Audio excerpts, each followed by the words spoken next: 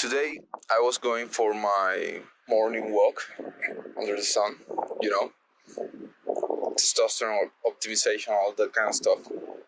Check out Andrew Huberman's podcast. And I figured, why not make a video? By the way, this is not the way I usually dress for my morning walks.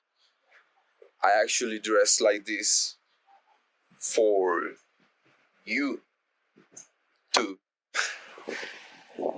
So I'm dressed like this because I wanted to talk about love. And I know this, I wanted to talk about love and I wanted to talk about attraction. And I know this is going to be like a controversial topic. And I do know that a lot of pseudo intellectuals actually like to think themselves above normal people. And normal people are usually more shallow people are usually attracted mainly by physical characteristics. And I know that a lot of people think that that's just shallow. And from that perspective, it might be, but there's more to it. And that's exactly what I wanted to talk about. When I was younger, when I thought I was like this intellectual person, a more profound person, I thought that physical characteristics weren't that important, that physical attraction and a healthy look, not just the look, but actually the physical things in a body of a person weren't that important as much as the profundity of their thoughts, the intellectual depth within them. I started studying more spirituality and that kind of stuff, and I realized a lot of things. And I started thinking that that I thought it was better, also superior in a way, people who weren't just necessarily that good looking, but actually more profound, and now not only on an intellectual level but also on a spiritual level. And all these ideas sounded interesting, and it did align with the current zeitgeist, this thing of body positivity and all that stuff, and love yourself, and physical physical physical attractiveness is not that important. But the more I studied, especially the ancient Greeks, the more I understood certain things that shattered that perception I had on this subject. And it is very interesting. Very, very interesting. And I know a lot of people are not going to like these ideas. But I just don't give a fuck. Because this is what I have learned and what I have found. The ancient Greeks knew certain things we now ignore at our own peril. Physical attractiveness is not just a random thing. It's not just like some random genetic lottery. It's actually a lot more profound than just that. Physical attractiveness is given by two main factors, which are genetics and habits. Good habits can turn an ugly person into a beautiful person, attractively speaking, physically speaking. Turns out that if you, for example, have a bad jawline, a weak jawline, for example, it's probably because you are a mouth breather instead of a nasal breather, which is the proper habit that you should have for yourself. I hope I'm not getting out of the of the frame right now. So, for example, working out can get you a lower body fat percentage, and this is actually a lot more healthy, and this actually allows you to be more attractive, allows you to be more competitive, more, for example, when you lower your body fat below between 12 and 9% body fat, I think you can go as low as 7% for males specifically. You actually have like a really big boost on testosterone, which is incredible, to be honest. And turns out, below that, by the way, 6% or something lower than that, you actually drop in testosterone. There's a lot of things that go into it, especially the microplastics. Turns out that you must know by now that the microplastics are bad for you, and that every time you touch plastic, it actually goes through your skin and gets into your bloodstream. And those microplastics actually mimic estrogens in your body. They are not estrogens, but they mimic it, and they get stored on your fat cells. So if you cut out as much fat as you can, you actually have less of that. And the more you get of that, the less testosterone you're going to have, because the body thinks, oh shit, we got more estrogen, so we gotta lower our testosterone. So that's already very, very interesting to know. But it's not simply about health of the body. It goes beyond that, because body health actually translates into mental health, and it's been seen and proven a lot of times.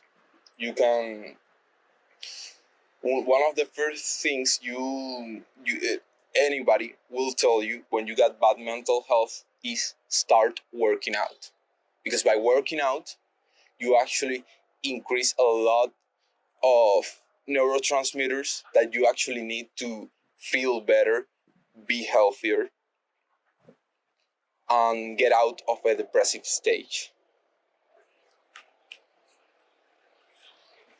So it's not just, like I said, it's not just about health, and this is where I'm going to. Turns out, good habits are character builders. For example, going to the gym requires discipline. Discipline translates into capacity. Capacity, or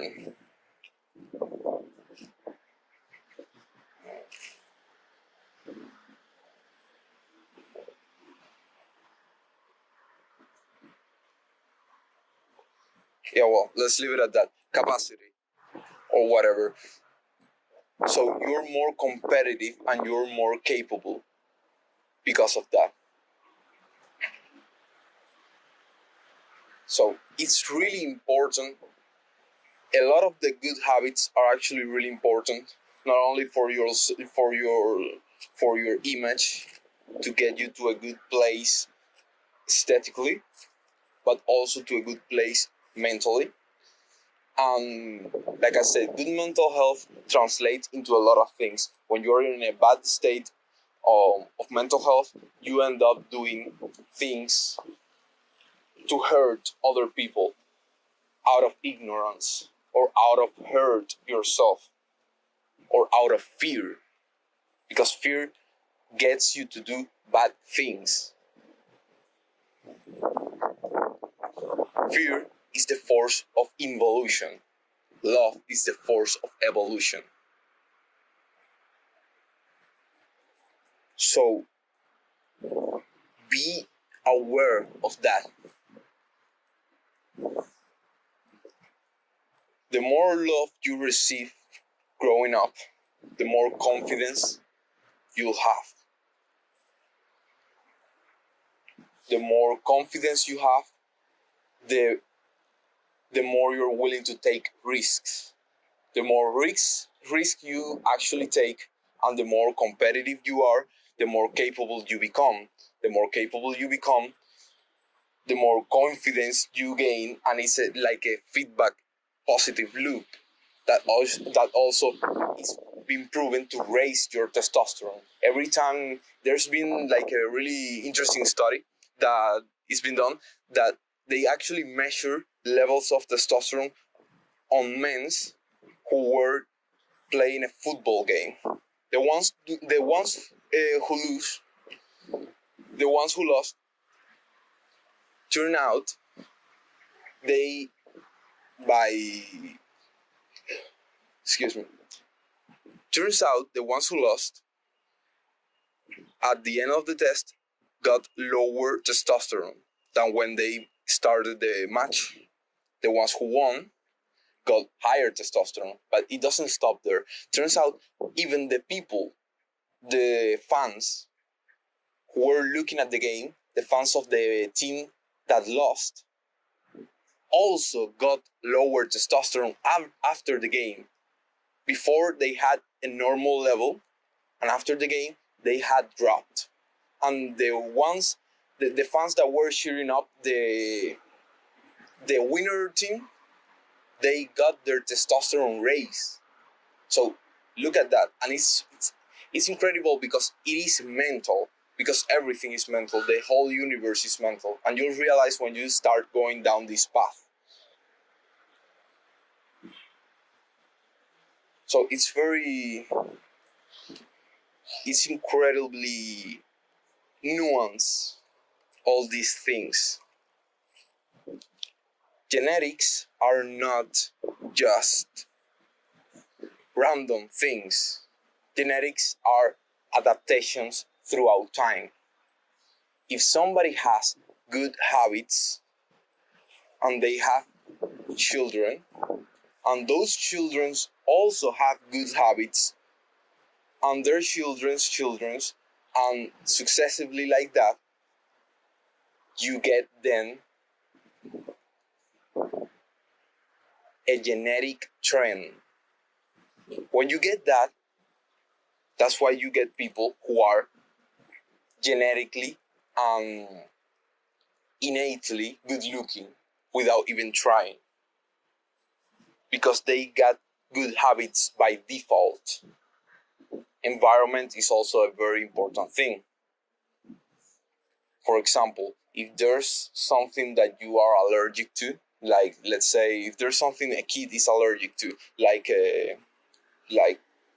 cats, for example,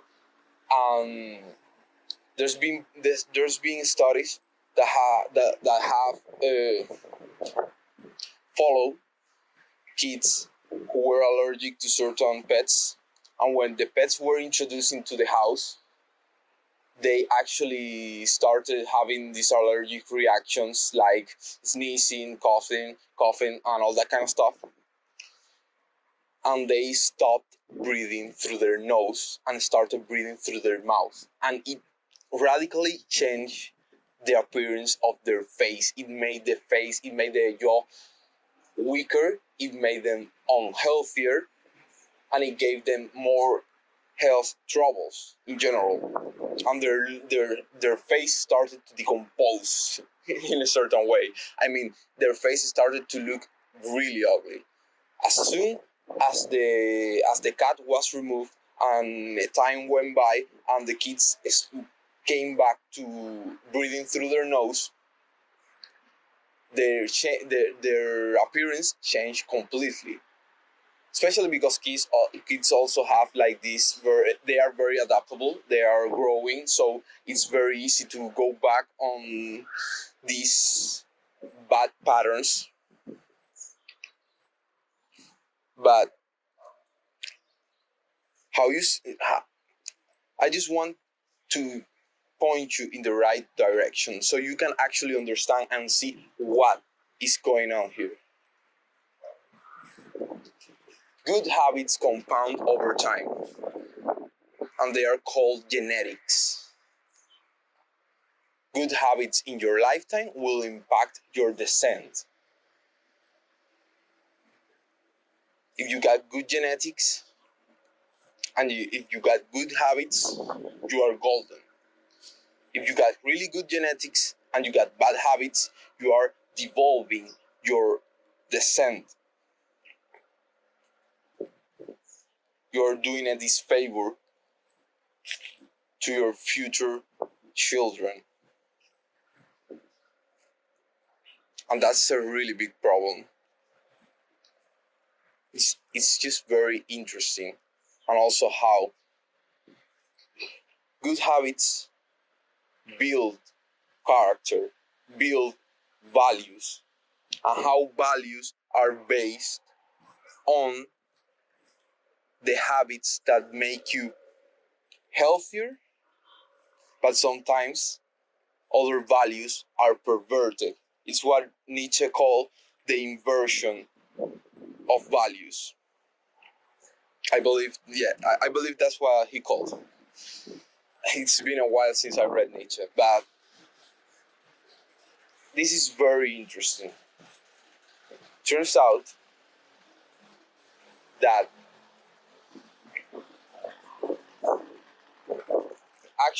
the actual morality that Nietzsche calls master morality, which is the one that's versus that is juxtaposed and contrasted with the slave's morality,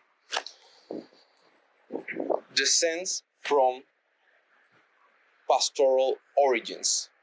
Those aristocrats are of pastoral descent, nomad pastorals. And this is actually quite a rabbit hole. I don't know if I should do another video about this subject to go into more depth about it, but I'll give it a shot now since I'm here already and this is such a beautiful place right now. I actually used to come a lot to this park.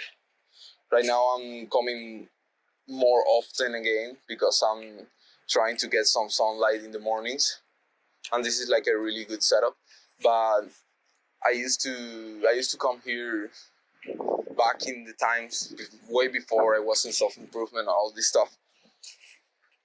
I used to come here to smoke, sitting on that bench where you are looking at me right now. But yeah,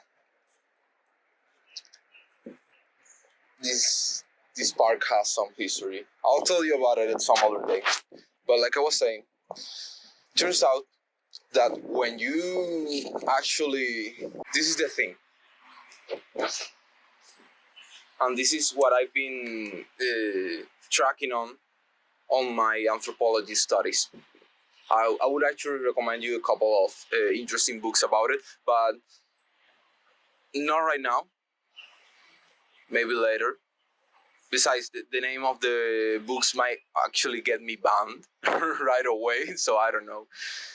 But anyways, turns out I read this book called, this is not one of the books, but it's a very interesting book. You should probably read it. It's very informative, but it has a couple of mistakes, or at least I believe they are mistakes, at least compared with the other anthropologists that I've been studying.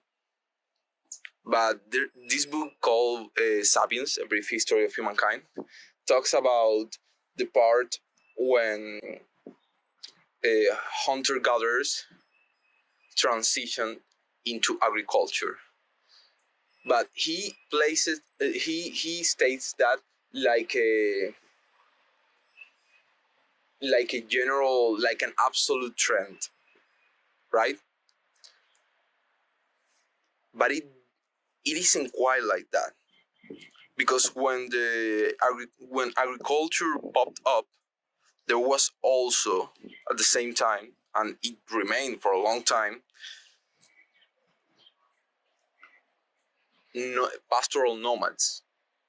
These were people who, instead of taking care of the land and growing their food from the land, they actually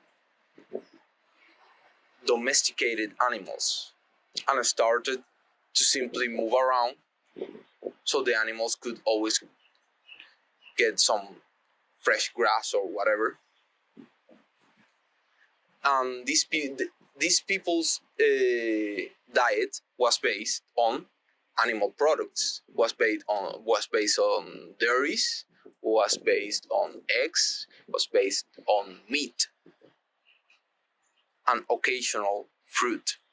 They never whatsoever ate anything plant-based. On the other hand, the agricultural societies had a lot more food, but the food was of a lot less quality and a lot less nutritional. So they ate grains. If you compare the dental records of ancient people when agriculture popped up,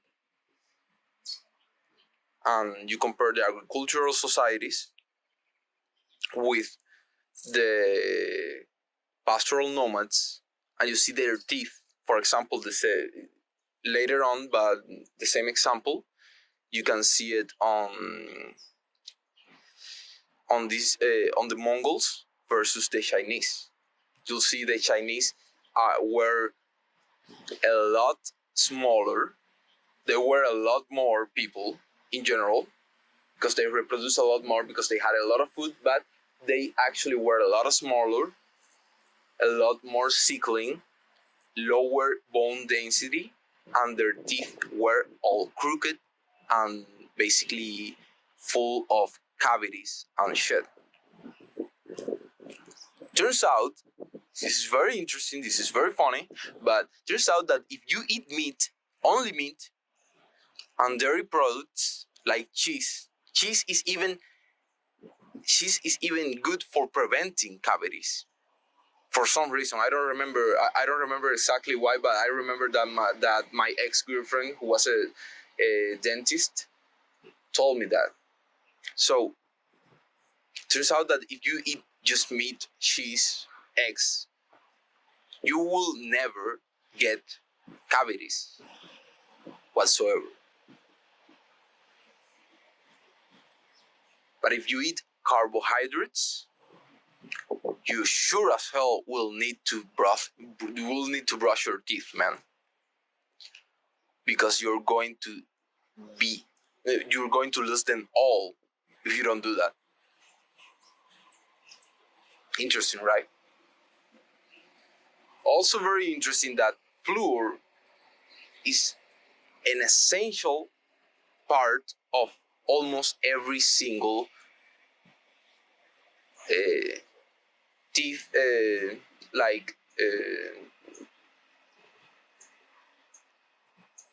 what was it called? Like toothpaste. Yeah, it's an essential thing in most toothpaste. Well,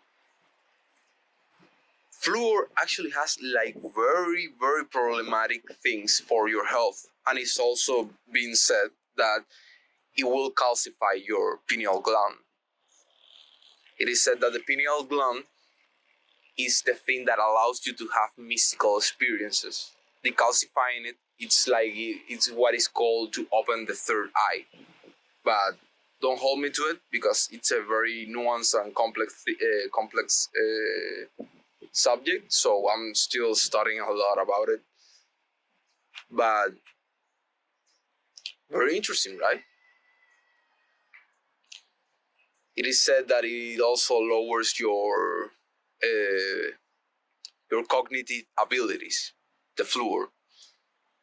All major cities poison the water you drink with fluor, and unless you have something like an osmosis, an inverted osmosis water filter, hopefully not plastic, because that also contaminates it.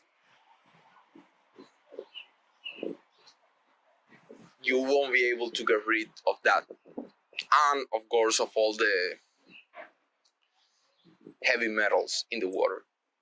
So, and actually, boiling the water just makes the heavy. It just kills bacteria in the water, but it doesn't get you. It doesn't help you out with chemical contaminants like fluor, which they put a lot of into the water. They say for health, for public health issues, but I know it sounds kind of like a conspiracy theory, but what the fuck do they do that? I mean, even Brian Johnson, who's is this crazy ass millionaire who's trying to expand his lifespan on all that shit. He's not using fluor at all, and of course, not even the toothpaste. Actually, the thing that cleans your mouth from the toothpaste is another thing. If I remember correctly, it's oxygenated water or something like that. I remember my great aunt used to tell me that my great grandfather or something like that, he didn't he didn't used to he didn't used to use toothpaste. Never. He used only oxygenated water and a toothbrush to clean his teeth. So that's an interesting thing to think about. But as it turns out, when some hunter gatherers decided to go down the gathering route, and they actually realized that a lot of the bullshit they were gathering could actually be domesticated. They could domesticate those plants and plant them and use them and get a lot more results, a lot more food if they intelligently planted and prepared the ground for it to grow. So, I don't believe that's the only thing that happened. That's what the brief history of humankind tells you. But I do believe that some other people who were also hunter gatherers decided to go a different route, decided to go and the hunter route, and they realized that actually you didn't have to hunt your food. You could actually domesticate a lot of those animals. If you get to domesticate those animals, you can have a lot more and eat them whenever you want. So they did that. Since they were moving all the time and they were eating less, but doing a lot of fasting, which is proven very beneficial for health, and they were eating basically very dense nutritional food, like I said, dairy, meat, and animal products. They were less, but they were taller, stronger, and smarter than their shorter, sickling, yeast-like counterpart who were reproducing like rats. And what happened? People think that out of sheer numbers, the agricultural societies wiped out most of the nomadic tribes. But that's just not what happened. Take a look at the Mongols, for example. What did it happen in China? The Mongols took over. The Mongols actually they got to Vienna. They got to fucking Europe. They conquered. The Mongol Empire was actually the largest continual empire in the history of the world.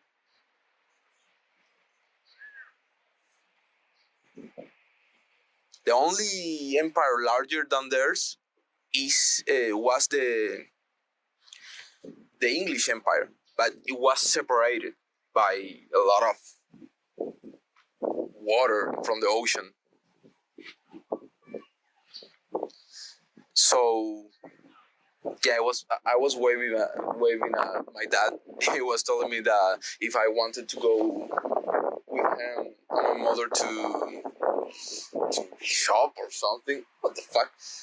No, man, absolutely not. It's going to be that's going to be boring as fuck. So this is the thing. Turns out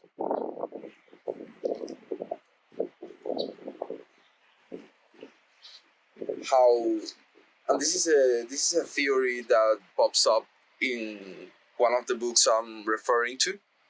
Yeah, I'm fuck it. I'm just going to say the name. Selective Breathing and the Birth of Philosophy by Costin Alamari. I know it's a really controversial book. A lot of people hate the guy. A lot of people know that the guy is the one who wrote Bronze Age Mindset, but I actually absolutely love both books because they just speak raw truth, and they don't give a fuck. They don't give a fuck about modern sensitivities. They just give a fuck about truth.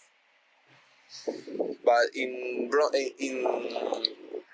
Selective Breathing and the Birth of Philosophy, he talks about how actual civilizations got started. But I mean, the whole thesis behind that book is way too long for me to explain here in this video. I don't want to make it like a 1 hour video or anything. Actually, we are already on half an hour video, so I might need to cut down the thing and make like separate videos or something. So let's see. I actually got a new video editor. Well, my first video editor, by the way. So hello, man. Launch Shark. So yeah, you probably are going to be the one who cuts down this video and edits it. Anyways, this is basically the thing. The idea behind all this is that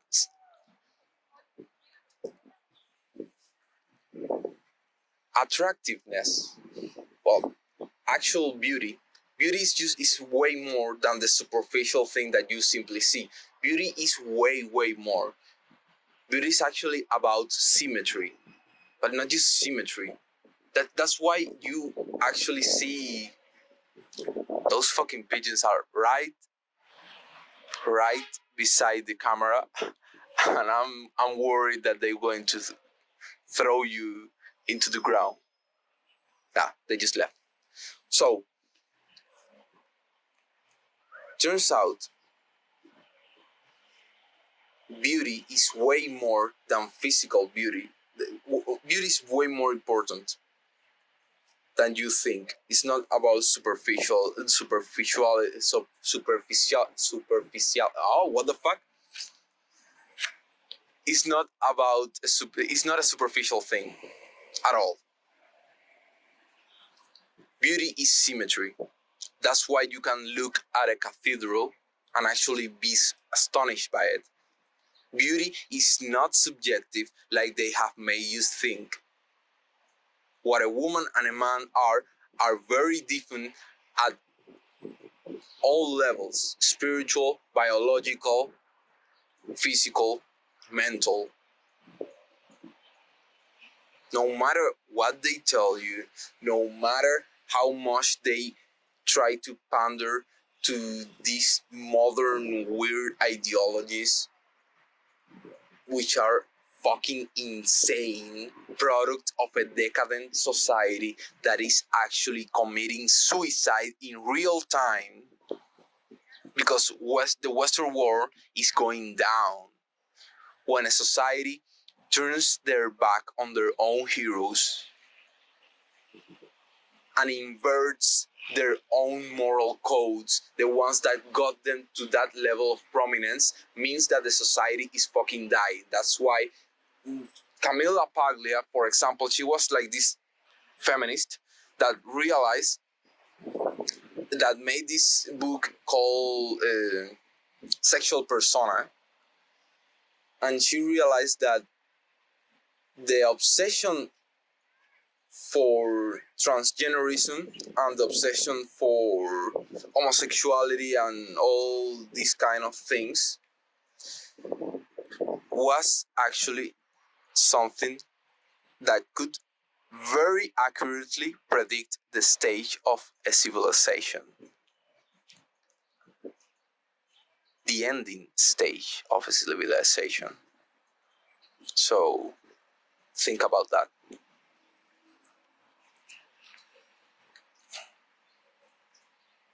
I could refer you to some other interesting studies, like the comparison between the chimpanzees and the bonobos, but I don't want to go through it right now. It's just too much, and this video is already very long as it is.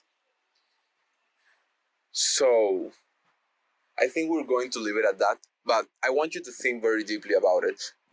Beauty is actually objective. Beauty is actually symmetry. Beauty, why people say different things about beauty, and they say it's on the eyes of the beholder and all that stupid shit, it's not true.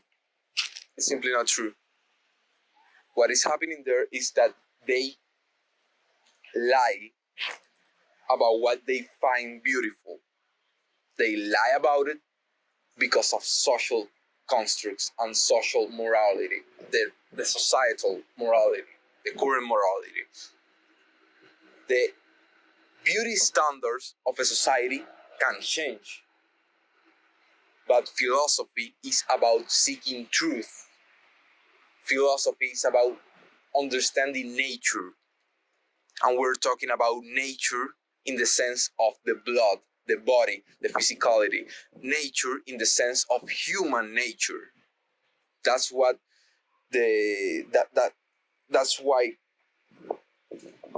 the ancient nomadic tribes were more predisposed to understand and to get into philosophy. Why? Because they were nomadic. They were traveling from place to place, seeing different tribes and understanding that different people do different things. And they were comparing, and they were actually grasping what were the things that they all shared and had in common. What the fuck was that? Anyways, the thing is, for example, if I go to the Middle East, if I'm traveling to the Middle East, I'll realize that there, in some tribes, in some places, burping, after eating, is a sign of good education. It's alright. It's good. You're showing that you are satisfied with the food you ate. But doing it in, for example, Europe or something, is is is considered rude. That's a social construct. That's something that changes according to culture.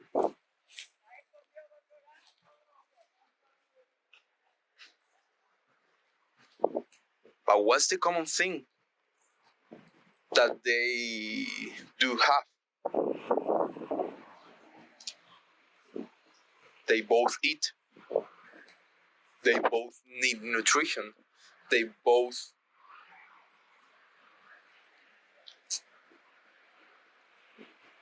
yeah, they both eat. So that's the idea. Seeing that kind of thing gets you thinking. Seeing that kind of thing opens up your mind and allows you to start looking for cues, start looking for things that will let you know, hey, this is not natural. This is actually something cultural, and led them to wander to the ancient Greeks. For example,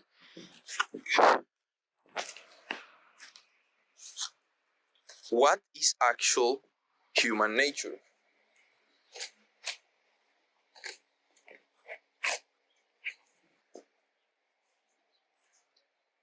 So yeah, that's a very interesting topic. What is human nature?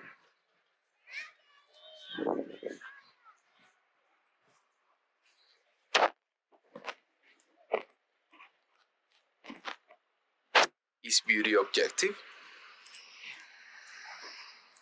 If everybody that stands before a beautiful plain with a beautiful view and sees a grandiose forest,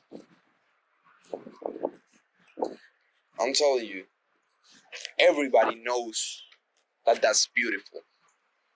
Even if they are feeling bad, even if they have negative thoughts, even if they see most of things that are supposed to be beautiful kind of ugly because they feel ugly inside, they will admit that it is beautiful because it is symmetrical. Symmetry is mathematical.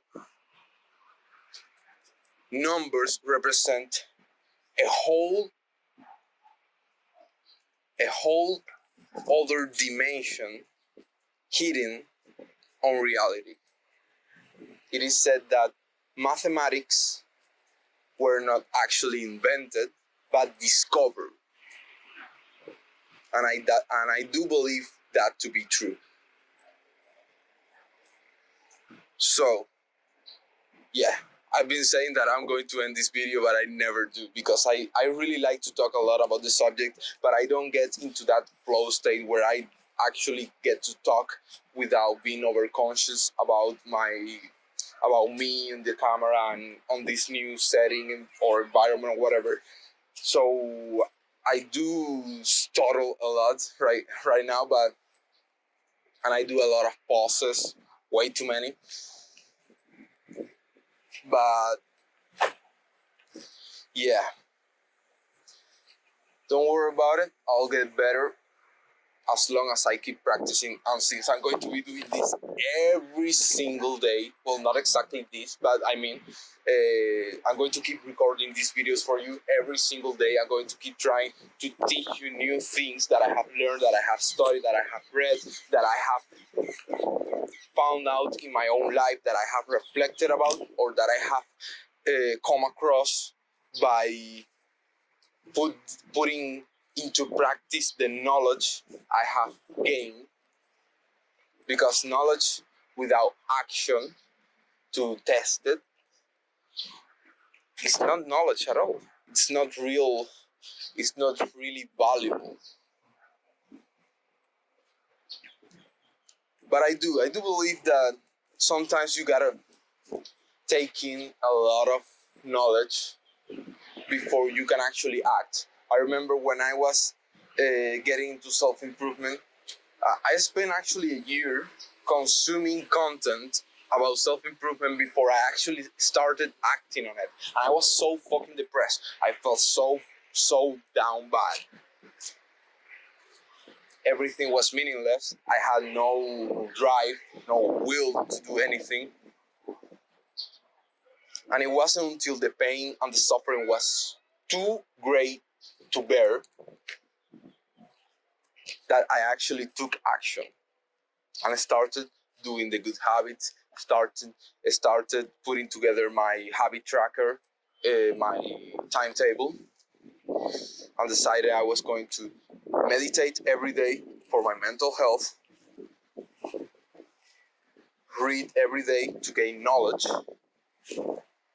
and work out every day to keep improving my body and actually start seeing progress in my life. And it changed completely my life. That's the reason why I'm here right now. That's the reason why everything is happening. Everything that is happening in my life is happening because I got into the habit of improving my life daily. Taking actual responsibility about it. Taking absolute responsibility about everything.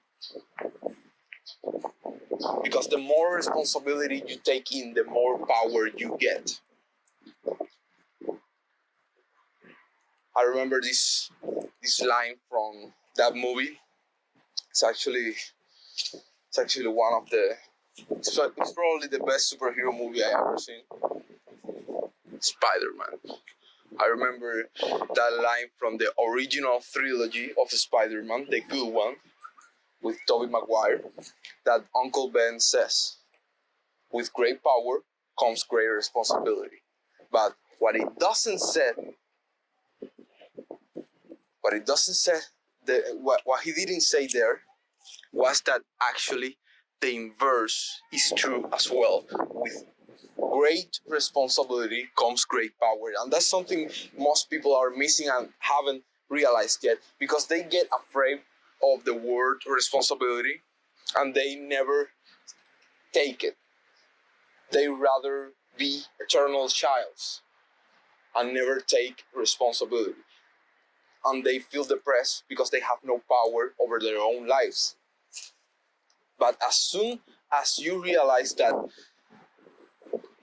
you cannot be responsible for something if you got no power over it. I cannot be responsible for a child if I can't physically prevent that child from running into the street and getting hit by a car, for example. But if I can actually physically prevent that, I can be responsible for that child if I'm taking care of him. So think about it. Why are you giving away all your power to the world, to your circumstances, to whatever, to other people, when you got that power? You are the one who can take absolute responsibility for your life, and by taking it, you'll have absolute control over your life, because then you can change it. It is a shitty life? Well, you can fucking change it, man. You can. You just gotta take action. You just gotta gain more knowledge. You just gotta realize of these things. I believe it's Alex Hormozzi who said, and I like a lot that idea, because it's really simplistic, but it's really, really true to its core, that depression is the perceived lack of options, and anxiety is the overwhelming abundance of options. So what's the solution for depression? Knowledge. So you actually know you got options and can take action on that. What's the solution for anxiety? A firm decision. Because if you decide something and stick to it, no matter what, don't think about what could have been, and just lock in on that idea, on that thought, on that course of action, you won't have any more anxiety about it. So those are two wonderful solutions for you. I hope you like this video. I hope you have learned something interesting. I hope you get to read the books that I have mentioned, and I hope I don't get banned by mentioning them. So yeah, man, good luck. Remember, duty, honor, and pride.